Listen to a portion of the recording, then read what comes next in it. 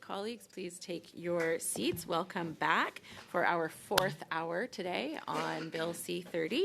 I would like to take a moment to welcome the Honourable Steve McKinnon, the Deputy Minister of Transport. He is joined by the Minister of Transport, apologies. He is joined by the Deputy Minister, Michael Vandergrift, and the Assistant Deputy Minister, Serge Benjamin. Minister, you have 5 minutes for your opening remarks. Madame la Présidente et à tous les membres. Thank you, Chair. Thanks to committee members. Thanks for inviting me here today to provide an overview of a key measure contained in Bill C-30, the Spring Economic Statement Implementation Act, specifically the Airport Information Provision.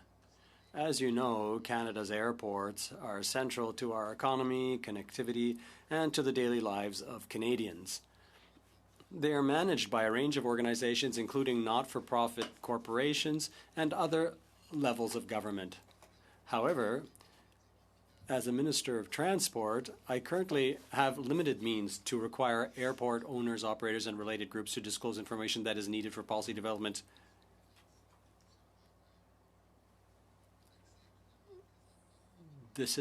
Access is limited now for the federal government, including for myself as Minister of Transport. Bill C-30 proposes a measure that will close this gap. The Minister of Transport would be able to require airport owners, operators, and others whose activities could affect airport value to provide information when needed.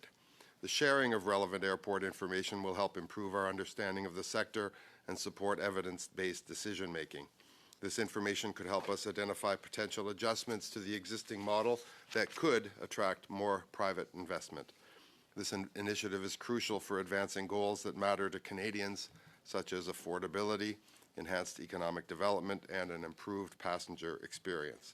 Je tiens à souligner que la collaboration demeure. I'd like to highlight that collaboration is at the heart of our approach. We're working in close cooperation with the airport authorities to gather information on a voluntary basis and to maintain open dialogue with the sector. The Government of Canada to advance policy development in other areas, such as improving air travel affordability, expanding regional connectivity, and responding effectively to operational challenges. Ultimately, the measure would further enable Transport Canada to carry out its mandate to build a more secure and reliable aviation transportation system. We will use the ability to request information only when needed so we can keep Canada's transportation system strong and able to meet the needs of Canadians. Et pour conclure, Madame la Présidente, cette mesure reflète... In closing, Chair, this measure underscores our commitment to evidence-based decision-making and to making sure that Canada's airports remain strong economic drivers. The information we gather will help us analyze how different airport ownership models impact the air sector. To support economic growth, encourage investment, create more opportunities for both the industry and Canadians. Thank you very much. Thank you, Minister. Short and concise, much appreciated. We will begin with Mr. Albus for 6 minutes. Thank you, Madam Chair, and thank you, Minister, Deputy Minister, and officials for making yourselves available to discuss this important piece of legislation. Minister, this casts a wide web across all airports. What should airports be concerned about in terms of this new requirements? I don't think they should be concerned at all. In fact, what we're seeing is a good deal of cooperation between airport authorities. The Deputy Minister just met with the Airports Council, and we're seeing voluntary compliance with information requests. So if you are seeking voluntary information, why are you legislating it? Well, there's a chicken and there's an egg. Sometimes we wanted to ensure that we can run a process that is uniform, where we are able to access information as required, but only when required, and have the ability that, quite frankly, surprised me as Minister of Transport that we did not already have, which was to secure operational data from airport authorities. So I really wonder, First of all, Minister, your department is a bit of a mess right now when it comes to aviation. We see what's happened at the W5 expose on Pearson, and suddenly requiring small airports such as Castlegar or Comox to comply and to send you information. Are you actually going to be looking at these things, or is this about something else? Is it about the valuation of certain airports, and that you're using this catch-all mechanism to basically require information from the major airports so that you can so-called asset recycle them? We're looking for operational data that, frankly, I believe the Government of Canada should be in possession of in any event. And you reference security issues. That would be a relevant area of study and examination in terms of operational data. We have some. We don't have all. But I do want to reassure those in Castlegar and Comox that we have made no request for their data as yet.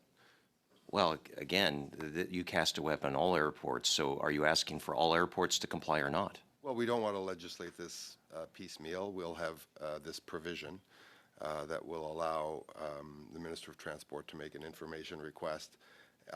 That, again, is something I believe that should be de rigueur, should be normal in any event. To reiterate, was surprised that we did not have ready access to this data. I suspect there will be. Speaking of the data, there'll be a high degree of voluntary compliance. Are you going to be seeking information around airport improvement fees and their debt levels? Because right now it seems to me, Minister, that it seems awfully strange that you're more interested in looking at the valuation of these assets for other means rather than fixing the problems in Canadian airports, like CBSA computer shortages, like NAVCAN has labor shortages, and also we have the issue of airport baggage screening by non-passenger screening requirements, which are your direct responsibility, Minister.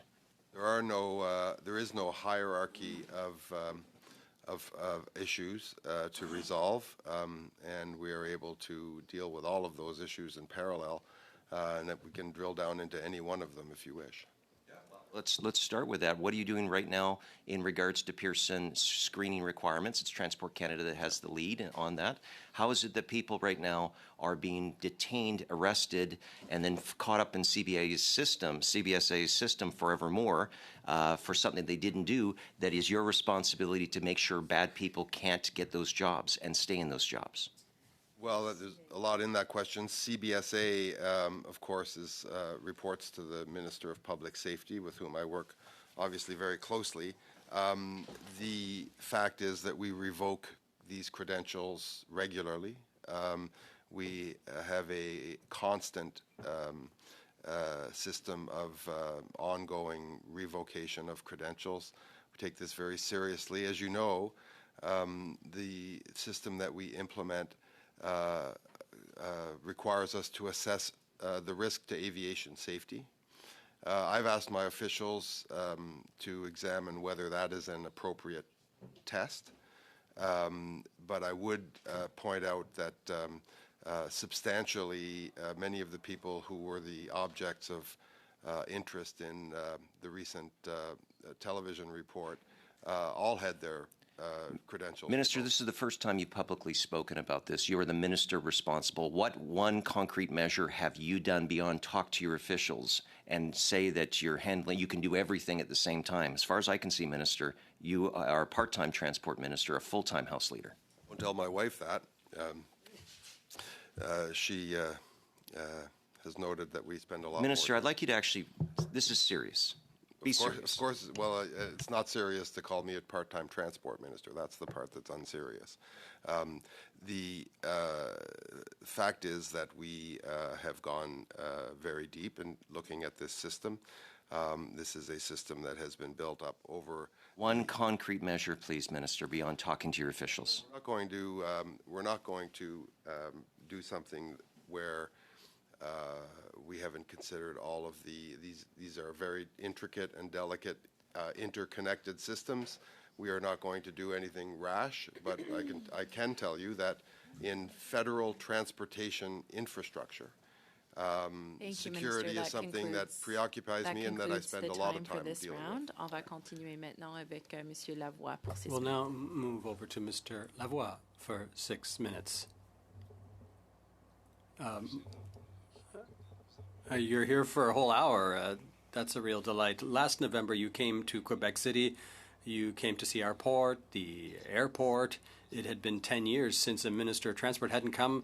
And that just shows how much importance you accord to this question.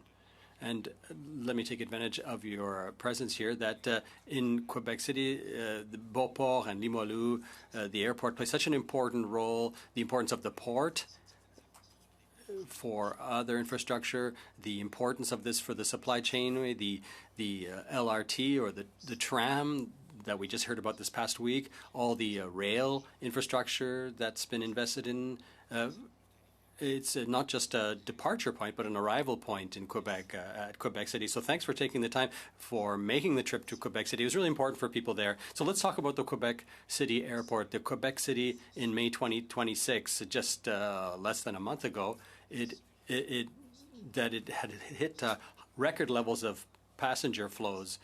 1.7 million just before the pandemic, 1.8 million now, just very strong growth. So among the measures of the spring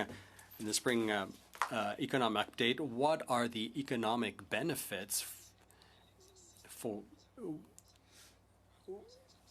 Can it really help? Can these measures really help growing airports like the Quebec City Airport? Yes, very much so. And we're seeing the importance of mobility as such, not just mobility in and of itself, but also the opportunities that mobility creates when it comes to employment, for economic growth. We know that economic growth comes after the development of transportation means. And what I saw at the Jean Lesage Airport, what I really appreciate there is the need to invest in projects, even small projects. I often highlight this with the local authorities. Sometimes you can invest a little to make huge gains, and their vision included the possibility of new gates. Just adding a single gate can help to attract different types of aircraft, a new route, a new airline, and the growth, the focus on lasting growth raised by the local airport authority really struck me. So we're talking about vision, we're looking into the future, and you're talking about small measures at the Quebec City. Quebec City likes to talk that it's the biggest of the small airports. Stefan, the CEO, does wonderful work there, and he's actually following this exchange. Let's imagine that he is listening. Over the next 20 years, what would you like to see for regional infrastructure, so important for Quebec City, for its development? If you look at all the infrastructure, whether it's the high-speed train or the tram line, in Quebec we're quite lucky. Quebec City, we have an airport, we have a port, we have a rail, we're a hub for highways. For the 10, 20 years, what's the vision you have for Quebec City Airport? Yes, we see how much opportunity developing transport infrastructure can create. And if you like, we're at the end of the beginning for public transit projects. For Quebec City, I would say it's intermodality that is really the secret sauce. When we develop the Alto high-speed train, it will reach Quebec City. It'll be connected into local public transit, but a real tie-in between the train and the airport with the highways as well, as you say, which are an important part of the whole system. And we're really moving towards something really useful and helpful, not just for people in Quebec City, but the whole surrounding areas, eastern Quebec, the lower, the southern shores, Charlevoix, developing tourism opportunities, business. It'll be much easier. You can imagine that in Quebec City, you get up, I know it's a sensitive question, but you get up at 5 p.m., you can go to the Bell Center and come back the same evening. Or imagine you live in Trois-Rivières and you want to take a flight to a sun destination early in the morning. You can get up, get on the high-speed train, and get to the airport quickly, and then take the flight. That will just change things fundamentally for people in Quebec City and in Quebec, in all of Quebec. Yes, I've worked with the business people over the past 25 years, and this is what they need. If we wanted to develop Quebec, if we want to bring investment into Quebec, workers to Quebec, if we want to build industrial parks, buses, the tram. I like this idea of intermodal transportation. In the spring economic update, you talk about airport lands. Quebec City has a huge lands around the airport. It's something that could be used for commerce. How can these be developed? They're unused right now. What's your long-term vision for airport lands? And speak specifically of Quebec City. I'm sorry your time is up. So we'll continue now with Madame de Bellefeuille for 6 minutes. Thank you, Chair. Welcome, Minister. It's a pleasure for me to be here today to take full advantage of your appearance. I'm not sure if you had the opportunity to hear the testimony of Professor Ebrahimini and airports and whether they should be a cash cow or an economic driver. And he was saying, as a professor, I think you know this professor, he's actually quite well known in Quebec, across the country and around the world for his excellent research. He said he was against the privatization. He didn't say he was against the privatization of airports, but that we had to give some serious thought to the role of airports, and that this hadn't taken place in the government. The government hadn't led this before, privatizing or not. We have to look at what we want, what role we want the airports to play. My colleagues on the Côte Nord, you may have heard this, is quite fearful about the consequences of just rushing forward with privatization without really giving serious thought to the role of airports. Regions are not well served as we speak. There are a lot of fears in the different regions of Quebec. So why are you thinking about privatization? Do you think that the private sector, which really just wants to make money, will better manage our airports? I think we have to really go through this exercise. Of course, all of this is at a very preliminary stage. It's clear for me this is all infrastructure that we need custom solutions for. The stage of development of different airports, the level of debt, their real estate holdings, the revenues, the source of their revenues, it really varies from one airport to the next. And so we have to look at this carefully on a case-by-case basis and come back with solutions. We're at these are very early days, and I'm sure this will reassure people from across Quebec regions, but also at Castlegar and Comox. Before we get into a dialogue with the different regions, we have to work more closely with the airports and, of course, focus on the more used, the bigger airports. The professor was saying that the most lucrative, the best functioning airports are actually publicly owned. So it's reassuring to hear you say that private airports aren't some kind of panacea, that that's not what's going to solve the problem, because what we see elsewhere in the world is that there are publicly owned airports and that they're the best. They're publicly owned. I'd like to now move on to another topic, that is intermodality. As you know, I am very attached to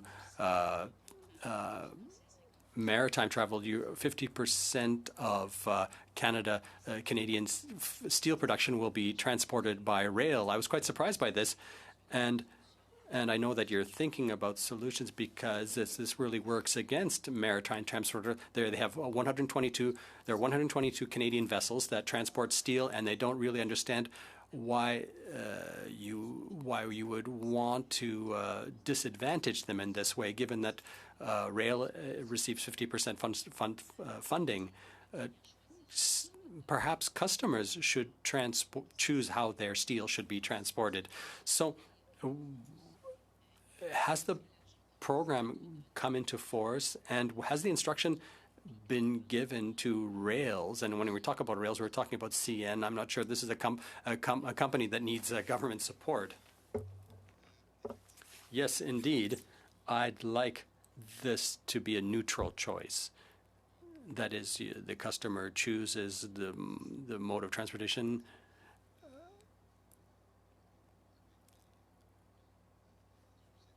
With steel mills who should have their own choice. And I would like to continue with this approach, that the mode of transportation should be neutral. All of this is a bit more complicated. It's just not just a matter of implementing such a program even for rail. And just to lay the groundwork of a system that would allow for neutrality when it comes to this choice. Thanks for this transparent answer, because it's important for maritime transporters, which is a very important economic driver in the regions. And this leads me to my final question. Maybe I'll be able to wrap up in my second round, but I'm going to soon officially ask you to sponsor and to support a pilot project for a Valleyfield port with 1,000 or fewer containers. The Valleyfield port is very important to me. It's an important economic driver regionally. And I've had discussions with border services who asked me to ask you to issue a ministerial order to explore the idea of a pilot project, that there are innovative models that can be established around billing, tariff rates, transportation rates. Would you be open to the idea of a pilot project? I'm happy to consider any kind of a project alternative when it comes to customs clearance. Thank you, Chair. Minister, thank you for being here. First question. Can you tell us how many meters of track have been laid for the Alto project? None. None so far. Yep. Then can you tell us why $3 million of bonuses have been given out? Yeah, well, it is a Crown corporation. They follow the Treasury Board guidelines for performance management, and they have an independence in terms of a board. Can you tell us which performances have been met so far? Well, there are indeed phases and stages of this project, and I'm certain, while I'm not... Can you table with the committee which performances have been met to meet the guidelines, and what exactly, how much money went to which executives for meeting those?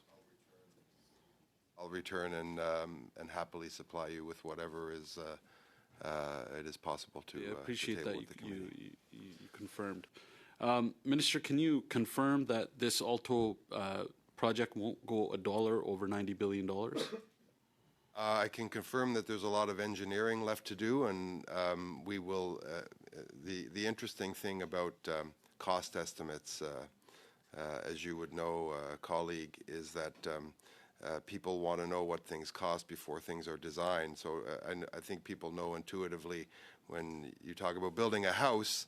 Well, a house can take many forms, and a house can contain many things. And Minister, until we have a final route, I'm happy to share. I was a home builder in my previous life, and we'd never gone over budget before because it was the responsible thing to do. Unlike your government, which has a track record of breaking every single budget In fact, the PBO this morning has a scathing report. That's why I think it's important for taxpayers to know, while the Liberals are laughing at this, that they need to know that you guys budgeted $90 billion and it wouldn't go $1 over. Can you confirm it won't go over $90 billion? Yes or no? I can confirm that as the cost estimates for the project continue to evolve, as we choose the final alignment and as we do the final engineering on that, Minister, we I'll will probably supply take all that of those as a- cost estimates. Yeah. Okay, I'll take that as it'll go over for sure. Can you table, once that cost estimate is done, how much you're going to be giving in bonuses? Can you confirm that? I can confirm that whatever compensation arrangements that Treasury Board prescribes and governs and are put in place will rigidly follow, and we will ensure that all. Will you table? We'll how ensure much in that bonuses we will will be ensure given that out? the pay linked to performance is only paid when performance Right. has Minister, been achieved. I'll have to move on since you're not answering. In this spring economic statement, you guys talk about economic growth. Do you agree with StatsCan's Friday's report that Canada has had 2 consecutive quarters of GDP decline? Yes or no? I will allow those who analyze such matters to analyze them. Here's what I can tell you. We are seeing a very promising horizon of transportation and infrastructure projects in Canada. That would include high-speed rail, Minister, port reason for my development, and, question- and all of these things will yield economic growth. So I'm very focused So on you said economic leading growth, indicators, but the PBO not lagging in their new indicators. report is actually saying the opposite. In fact, we keep hearing from you for a year that you guys, Canada would be the strongest economy in the G7. 3 out of the last 4 quarters since the Prime Minister took office, the GDP has shrunk, totally debunking yourself of that claim. And now you're talking about economic growth. Can you confirm Mr. that we're Hallen, in a recession? I say this with Yes great or affection. no? You were undoubtedly a great home builder. I think we should leave the economics to the economists and leave the We left it to you guys, and now we're in a recession. So now I have to ask you, are we in a recession, yes or no? Can you at least just say the word? countries encountering enormous headwinds. So are the other From a G7 trade war, countries. Why are from they an not in a actual recession? war, a shooting war in the Middle East. The rest 20% of the world's rest of the energy G7 exports. countries are in the exact same position as Canada. Why is Canada the Well, only they're not. country They're not part- in the entire G20 actually? They're not that are in a geographically recession? located next to and economically intertwined with So Mexico the United is States of America. sharing a border with the U.S. and You said the more G7. intertwined than what Canada is. You said the Why are they G7. not in a Thank you, recession? So it Mr. goes a long way Halan. from Thank the you, G7, Minister. and We're I gonna prefer have our to- economic outlook Minister, to we're that gonna of have to Mexico. end Well, it Thank you. Canadians there. don't. Thank That's you, why we're in Mr. a Halan. recession. Okay, we will continue now with 5 minutes from Mr. Littau, please. Thank you. Thank you, Chair, and I will share my time with my neighbor, the Parliamentary Secretary for the Minister of Finance. Monsieur le Ministre, bonjour. Minister, Bienvenue. welcome. Good morning. We've heard so much about recession, but I won't go there. I would propose. Voilà. Et je suggère, I would simply suggest that you contact or read the report of the C.D. Howe Institute, which is the Canada's foremost authority on classifying whether or not there is a recession. Just read the C.D. Howe stuff, and they'll answer the question very directly. Maintenant, Monsieur le Ministre. Now, Minister, I could also talk about the Alto project, which I support completely, and I really love the whole idea of intermodality. But on C30, we've talked about this. The colleague from the bloc mentioned this. It's important to properly assess the situation. What are we going to do with the airports?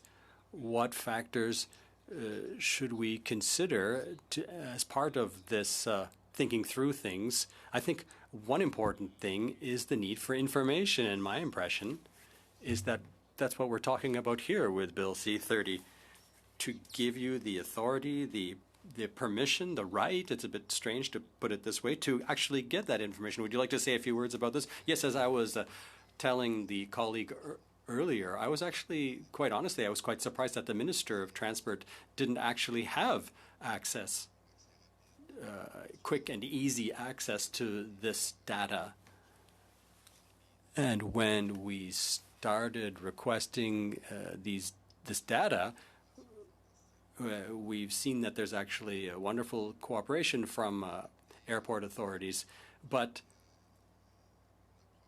to take a bit more of to really dot our I's and cross our T's, we thought we should include this in legislation. Access to this information to properly assess operations, passenger flows, and this is why we included this in Bill C-30. We've been very transparent about this. We're looking at the possibility of privatizing. Canadians are the owners of these facilities, and they have the right to at least potentially maximize their investments in these facilities and profit in or take advantage of them in other ways. We're at a very early phase. I was the Bloc Québécois. As I was saying to the Bloc Québécois colleague, we anticipate that every facility, every piece of infrastructure is actually quite unique and will need custom-made solutions, and it will take time to assess all the different operations, and we're just at the beginning of this process, and we're really looking forward to the process. And I'll give the floor to my colleague. Being here, thanks for your leadership. Alto High-Speed Rail. I want you to know, as a member of Parliament that represents a riding in Durham region where eventually that high-speed rail will pass through, and someone like myself who's lived in major cities around the world that have high-speed rail, I have heard from countless constituents of their support for this project. And I want you to know that despite what we hear sometimes in the House of Commons with objections, and I understand, and I'm sure you appreciate, choosing a route and understanding there's displacement that happens with these major infrastructure projects, that those are aspects of this project that we need to be very sensitive to, and I trust that you will be sensitive to those. But I want you to have an opportunity to highlight some of the robust economic benefits that will come with Alto high-speed rail. Thank you, and 30 seconds. let me just say to people in Durham region, I know how mobility, transportation is a daily fact of life. So we indeed will have an exciting transformational project to propose to Canadians that will change life as we know it for literally 40% of the population of this country. A corridor where you can, new worlds of intercity travel. You're a student, you're a tourist, you're a business person, someone who wants to go to a hockey game or a baseball game and come back the same evening. All of these doors Thank you, open. Minister. That concludes the time we have. Thank you, Mr. Turnbull. On va continuer maintenant avec Madame de Bellefeuille pour 2 minutes. We'll now continue with Madame de Bellefeuille for 2.5 minutes. Thank you, Chair. It makes me smile to hear you talking about a baseball game or a hockey game. But when we're talking about Quebec City, I'm not sure how much this is going to cost. This is also the question, who can go to Quebec City in the afternoon, take the high-speed train, pay for a ticket at the Bell Centre? This is all rather expensive. Who has the money to pay for these TGV high-speed tickets? This should be affordable for everyone in Trois-Rivières and Quebec City to go see a soccer game too. Why not? Go see the impact. Who can afford this? We haven't seen a business plan to explain that this will indeed be accessible for. It'll be accessible for all Quebecers to take the high-speed train. I'd like to hear you on the fact that the Quebec Federation of Chambers of Commerce in their budget brief said that there are real delays when it comes to properly serving Quebec's regions with airport services. This is true in the Côte-Nord. This is true in Abitibi. This is true in all the regions of Quebec that I know. And so the idea is, what are you actually proposing to improve airport service in the regions, because this has been left to the wayside by Air Canada, and we feel that if there's privatization, things will get even worse. So what do you have to say about this? I would say that access to air transport for regions is of real concern to me. This is something I've given a lot of thought to. There are new models. There are different code sharing with the bigger carriers. Some carriers find that that could work, and that would help them to make a business case for serving smaller urban centers. And indeed, to come back to Mr. Lavoie's question, this is a possibility. Carry on with this meeting while the bells are ringing. Do we have unanimous consent to carry on with the meeting? Yes? Okay. Thank you, Mr. Jollivet. Thank you. Please continue. Donc, Québec pourrait en effet. And so Quebec City could play a central role. Quebec City, of course, and Montreal, and the new Met Airport in Longueuil. So we're constantly assessing this question when it comes to air service for the regions. Thank you, Minister. That brings an end to our time. 5 minutes. Okay, thank you, and thank you, Minister. So I too have questions about the affordability and viability of this project. I understand that there is no route and there is not an actual estimate yet. There is some working assumptions and working numbers that I understand your government's working number is a range of 60 to 90 billion. These things, on average, exceed these kinds of numbers by generally, I think, about 45% across the world with similar projects. So let's say the real range is maybe up to 130 billion. Let's hope it's not higher than that. But within these sort of working numbers, have you given thought to what the ticket price would have to be to cover the debt, repay the principal, and cover the operating expenses? Well, Madame de Bellefeuille just asked or expressed the same concern. Obviously, we will choose an operating model. I had an interesting conversation with my Spanish counterpart, and his recommendation is to make those fees the fares as accessible as possible, and obviously that's what we'll do. I will say this, is that we continue to put in the work and do the analysis. Unfortunately, your leader did not. He came out against this project, made all kinds of assumptions, just like you just did, and expressed opposition to this very, very popular project, all the while advocating for other pieces of infrastructure that he cannot possibly know the cost of either, like energy infrastructure. So I'm very puzzled by the policies of the Conservative Party when it comes to this project. You have no idea what some infrastructure costs, but you demand it, and you have no idea what some other infrastructure costs, and you reject it. I don't get that approach at all. You had your opening statement to make those kind of comments. Your questions, no, though. but you didn't answer my question. The only part of the answer that I heard was you want to keep it reasonable, which is of course what Canadians would expect. I'm not making any assumptions that are not either. It does. That's the point. Hey, this is my time. I'm going to ask a question. You can answer it.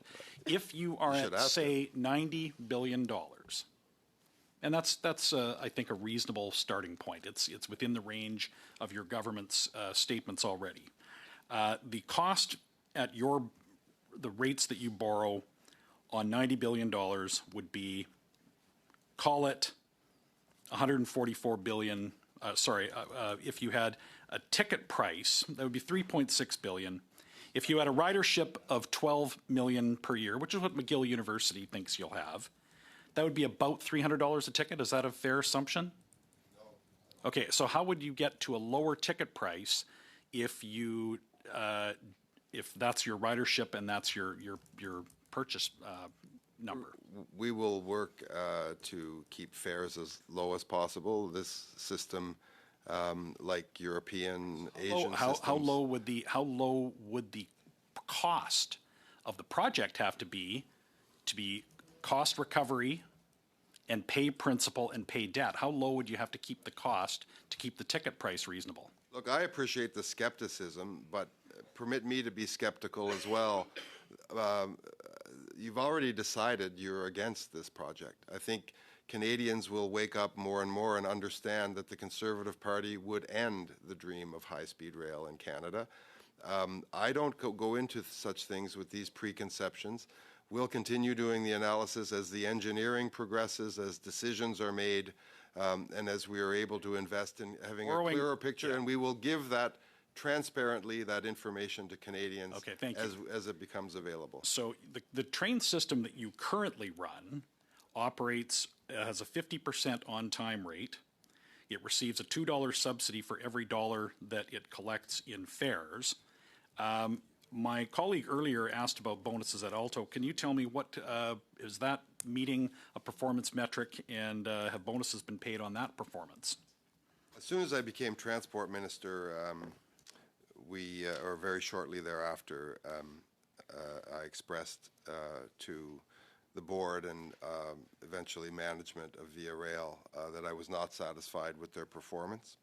I do understand that some performance issues are beyond their control in as much as they share some of their alignment in the corridor with cargo railways. I do understand that in some cases they're using extremely outdated equipment, and would note that we are procuring new equipment, new rolling stock for Via Rail outside the corridor as we have inside the corridor. So I've asked them to take a long look at these performance issues. We want people on Via Rail. That concludes it's an the essential time that service. we have. Thank you, Mr. Kelly. We'll continue now with Dr. Martin for 5 minutes. Merci, Monsieur le Ministre, d'être venu. Thank you, Minister, for appearing before us this afternoon. I'd like to ask a few more questions about the data that we'd like to gather on behalf of the Government of Canada. About the kinds of data we need as a government in order to be able to do comprehensive regional planning for growth in Canadians' transportation needs. I come from a region where a lot of people come and go, and so we're needing to understand what the future looks like, and in order to understand that, we need to have data. Talk to me a little bit more about what that looks like, please. Yeah, well, that's a very important question, et merci pour votre français aussi. C'est agréable. And thanks for speaking in French. It's really wonderful to have a new colleague who speaks French so well. Business development, economic development follows transport development. And what you see, for example, at Pearson is a complex, a multimodal complex that employs tens of thousands of people. And we want to be able to project. It will always be at the heart of the Canadian economy. It will always be at the heart of our transportation system, rail, hopefully high speed at some point as well, but cargo, air, and other modes. And trucking is obviously an essential ingredient as well. So what this data, performance data at Pearson, will give us is a good picture of growth trends, of passenger growth. We're seeing enormous interest from new markets in serving Pearson and serving Toronto, from other airlines, from other national carriers, and so on. So this will only grow, and we want to understand and calibrate our assumptions against those of the airport authority so that we can do all of this planning and ensure that opportunity and growth will always be there for the people of, let's call it Mississauga, but obviously Peel and York regions. Thanks. And just building on that, when I think about that surrounding infrastructure, like I'm a big user of the UP Express that takes me to Pearson from very close to my home in downtown Toronto. You know, that understanding growth then yields other, information about the surrounding infrastructure that's required to serve an airport the size of Pearson. What kind of data do we need to be able to access, and what would the provisions in Bill C-30 allow us to understand about those future needs in surrounding infrastructure? So, there are basic, financial indicators, financial statements and others, but the underlying assumptions and the underlying data, passenger movements, cargo movements, assumptions around required capital spending, debt load, all of those things, of course, help us to not only properly value that asset, but to integrate that into our planning. And it's interesting you mentioned UP Express. I think it should be our goal. Highways will always play a role in the Canadian transportation system. But for those who live in dense urban areas, I think the goal should always be to leave your home and start with public transit and end with public transit. And whether that is taking, that very important airport link or public transit to that airport link, get on a plane, get on a train, go where you want to go. Hopefully at the other end, unfold that in the same way and get back home with your suitcase, only having taken public transit. That should be our objective, and I think it's something that can be realized in the GTA and all over the country in dense urban areas. Thank you. And Madam Chair, what's my time like? Okay, so maybe this is a longer conversation, but I'd be interested to know if there are categories of data or information that you feel are particularly important, or where perhaps the excellent relationship-based voluntary compliance universe has been less effective in order to understand why the provisions in this bill are so important. Yeah, invariably. Unfortunately, you will have to answer that at another time. We're at the outset of this process. It's very early, and those apologies, things will become evident. Minister McKinnon. We're going to have to continue now with Ms. Kobina for 5 minutes. Thank you, Chair. Minister, the Prime Minister, as you know, racked up about $200,000 on in-flight catering over 3 trips. And of course, we are now in the context of a recession where every dollar taken from taxpayers is to be respected, and they expect that. Could you please confirm how much is the average food while the Prime Minister is traveling? I have no idea. Whatever government regulations when the Prime Minister travels, just as if we were carrying troops to a mission overseas, there are guidelines for those things. Those guidelines are rigidly followed. Okay, so there is no knowledge or guidelines in terms of how much the Prime Minister and his entourage are spending on each of these trips, because there's a lot of trips, and I'm sure you can understand within an affordability crisis, this is... Is the Prime Minister traveling around the world? I am asking the question about the cost, not the travel. Well, I'm asking about the cost. So I'm a little more focused on the revenue side. So what I can say is when the Prime Minister comes back, he always speaks to me about some possibilities for foreign investment in businesses, foreign investment in technology and innovation, and as I'm more keenly interested in foreign investment in infrastructure, and those efforts were rewarded. Minister, I think this is an important fact for you. Those efforts were rewarded. Canada was recently named the #1 destination in the world for foreign investment in our infrastructure. I'm going to have to ask both of you to pause for a moment, Minister and Ms. That was a very good achievement, and I link that directly to the Prime Minister's Minister, I'm going to ask you to pause for a moment. Ms. Kobina, please ask your question.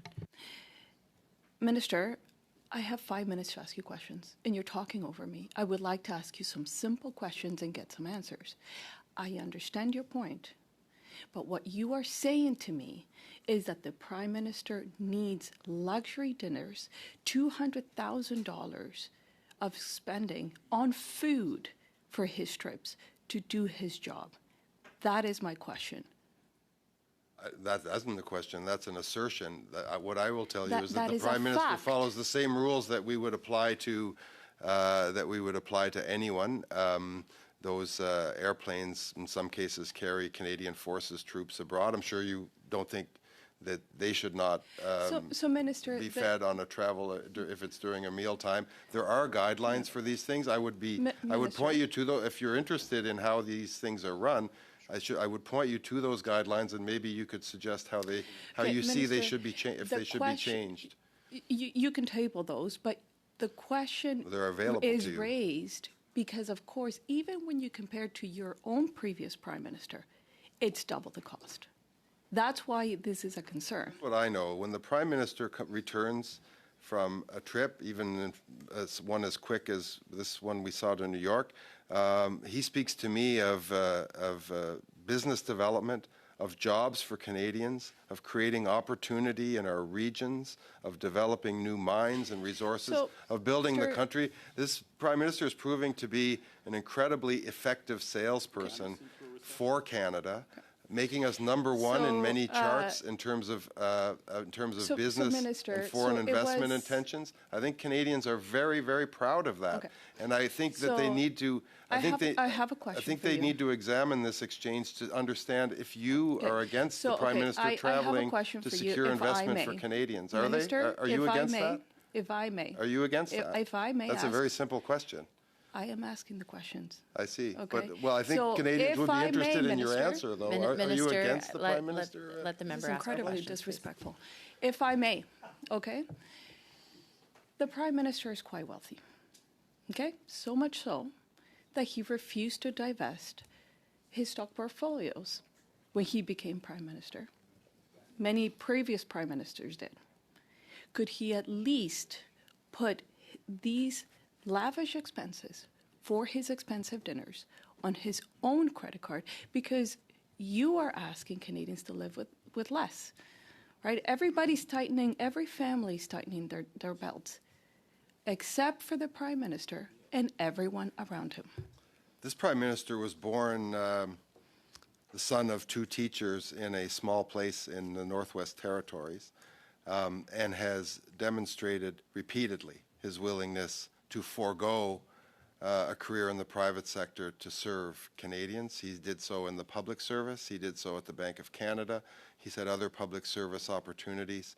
And I think, I know I am, grateful that he once again chose public service. Thank you, Minister. as We're other- going to have to as conclude distinct it from his there. other career We will opportunities. continue now with Mr. Sawatsky for 5 minutes. Thank you, Chair. Thank you, Minister, for being here today. Really excited to see our government's investment into trade infrastructure. In my own riding in New Westminster, Burnaby, Millardville, I have a lot of trade routes that go through there, a lot of rail corridors, Highway 1. I'm just wondering if you could speak to the investment we're making in our rail, especially at a time where we're looking at diversifying our international trade market.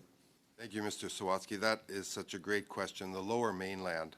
You know, we ask a lot of the Lower Mainland. A lot of people live there. It's a very dense urban area, and it serves such an important strategic purpose as a logistics hub for all Canadians. At the same time, people living in the Lower Mainland benefit from the economic activity and the jobs that entails. So we do need to continue to strive to get that economic, that balance right for quality of life for people living in your riding and developing the opportunities and the logistical essentials that Canadians rely on. Rail in the Lower Mainland is a bit like a plate of spaghetti. A lot of bottlenecks, single points of failure, things that we have to work on, you and I together, to make sure we get more fluid transportation. We expand our ability to serve Canadians, but we are very, of course, always mindful of the needs of the residents of the Lower Mainland. So you can expect to see continued investment in small and large projects in our transport sector in the Lower Mainland. These are job-creating opportunities. but also projects that need to be done with great sensitivity so that we ensure that folks continue to enjoy that incredible part of the world you live in.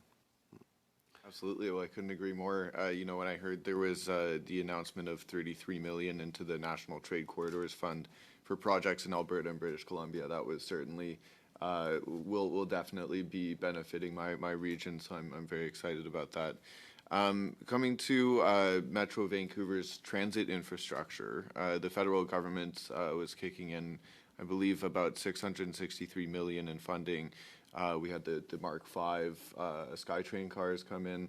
Could you just speak to the importance of having an effective public transport system, especially as densification increases? Well, I worked with Prime Minister Martin, no relation to our new colleague, as the Canada Line was being developed. And I've followed with great interest the rise and sophistication of public transit in the Lower Mainland, in Vancouver and surrounding cities. I am well aware that transportation will probably always be an issue, public transportation, and governments struggle to keep up with demand and with capacity constraints. And I'm very glad, as you are obviously, that we are spending this very, very substantial sum of money in improvements to the system, in new buses, in electrifying and making cleaner our public transit. And I've appreciated your advocacy for this, to bring that very real perspective of the needs of folks in perhaps outside of the dense city core, who really rely on public transportation and require us to continue investing in it. So thank you for that. Thank you. And Chair, how much time do I have left? Just less than a minute. So under a minute. So we've talked about rail, we've talked about public transit, marine transportation is, of course, the Fraser River comes through my riding. I was just maybe in our last few moments here, if you could just speak to anything the government is doing to help marine transportation. Well, it's no secret that the Port of Vancouver it's our #1 port by a long margin. Will run up against capacity constraints for bulk materials and particularly for container traffic. This is, again, a service that the people of the Lower Mainland of British Columbia provide to all of the country. It is our principal port of entry, but it's also a principal economic engine. So we are going to continue to work with the Vancouver Fraser Port Authority to work on those capacity constraints, to work on projects that relieve those capacity constraints, do that while respecting the environment, while respecting fragile ecosystems, while Thank you, respecting Minister. That killer concludes whales, the time that notably. we have. Thank you, Mr. Thank you. Sawatsky. On va terminer cette réunion avec... We're going to end our meeting with 2.5 minutes for Madame Bellefeuille. Oh, you caught me off guard. I was surprised. If you don't want your time, that's also fine. No, I was just surprised. The vote is in how long? 7 minutes. In 7 minutes. So we have time to get back to the House. Minister, I'm actually surprised. I didn't, in my committee, we don't have a second round, but lots of generous folks here at this committee.